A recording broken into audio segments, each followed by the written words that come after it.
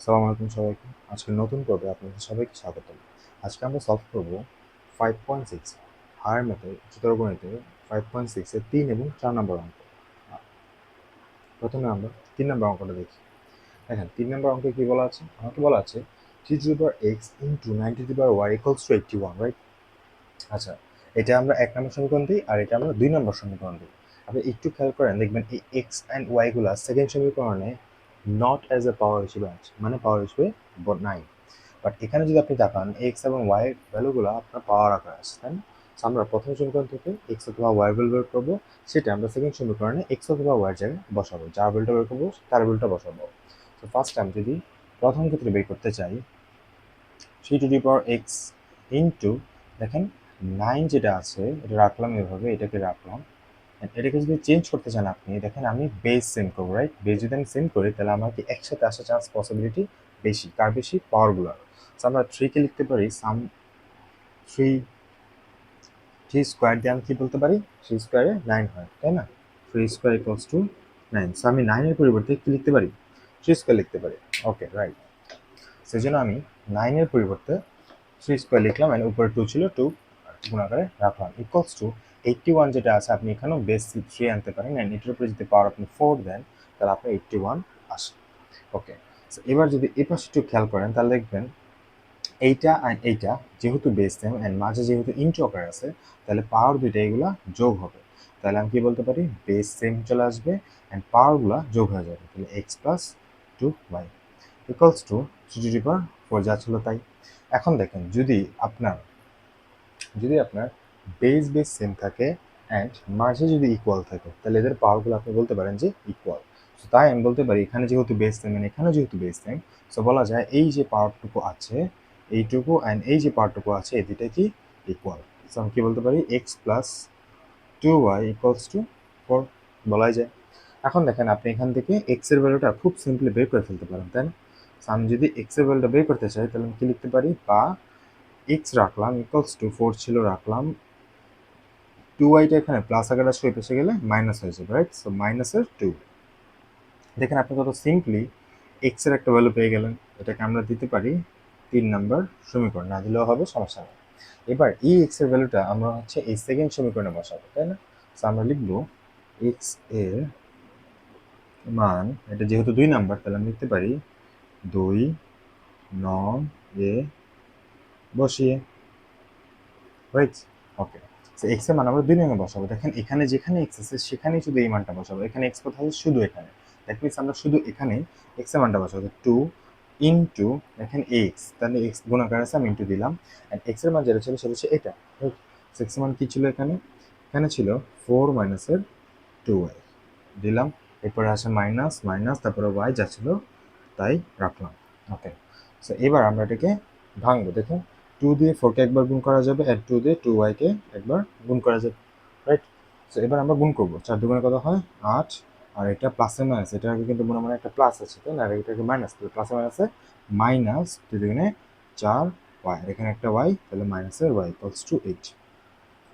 বা আপনি যদি খেয়াল করে দেখেন 4টা ওয়াই আর একটা ওয়াই মিলে 5টা ওয়াই হয়, প্লাস দুইটার আগেই মাইনাস আছে, আমি মাইনাসটা কমন নিতে পারি, আর 4টা ওয়াই আর একটা ওয়াই মিলে আমার 5টা ওয়াই হয়ে যায়, ইকুয়ালস টু 8 আমি রাখলাম, আর 8 এখানে প্লাস আকার আছে, এই পাশে গেলে হয়ে যাবে কি মাইনাসের 8।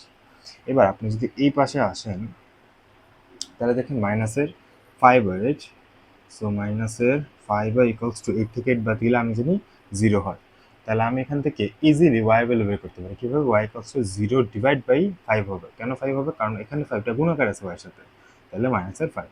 0 দিয়ে আপনি যদি যে কোনো জিনিসকে ভাগ করেন সেটা অ্যাকচুয়ালি 0ই আসে, তাহলে y ইকুয়ালস টু কত আসবে 0। এবার দেখেন y এর কিন্তু একটা অ্যাকচুয়াল ভ্যালু আমরা পেয়ে গেছি, তাই না? Actual value. এবার এই অ্যাকচুয়াল ভ্যালুটা আমরা হচ্ছে এই সমীকরণে বসাবো, তাহলে আমরা x এর অ্যাকচুয়াল ভ্যালু পেয়ে যাব। সো এবার লিখবেন যে y এর মান, যেহেতু 3 নাম্বার দিয়েছিলাম আমরা লিখতে পারি যে y এর মান 3 নং এ বসিয়ে। ওকে, সো এবার আমরা 3 নং বসাবো। দেখেন আমার কি আছে এখানে x ইকুয়ালস টু আমার আছে হচ্ছে 4 মাইনাসের 2y, তাই না? সো আমরা 4 মাইনাসের 2 রাখলাম ইনটু আমার y এর মান ছিল কত 0, তো আমি 0 বসে দিলাম। ওকে, সো বা আমি কি লিখতে পারি এক্স সমান সমান দেখেন 4 লিখলাম 4 2 শূন্য শূন্য মাঝে minus minus. Okay clear. So এবার আমি কি লিখতে পারি এক্স ইকুয়ালস টু 4 থেকে শূন্য বাদ দিলে তো 4ই থাকে, এক্স এর মান কত আসে 4। সো উত্তরের অ্যান্সার লিখবেন যে x comma y equals to কত, এক্স এর মান যদি 4 তাহলে ওয়াই এর মান হয় 0। শেষ। এটি আপনাদের 3 নম্বরের সমাধান। ওকে, এবার আমরা 4 নম্বর ম্যাথটি সলভ করব। ওকে, সো 4 নম্বর ম্যাথ যদি আপনি খেয়াল করেন দেখবেন এখানে কি আছে 2 to the power x into 3y equals to 18, আর এখানে কি আছে 2 to the power 2x into 3y equals to 36। ওকে, এখন এইখান থেকে আপনার ইজিলি x অথবা y এর ভ্যালু বের করতে হবে।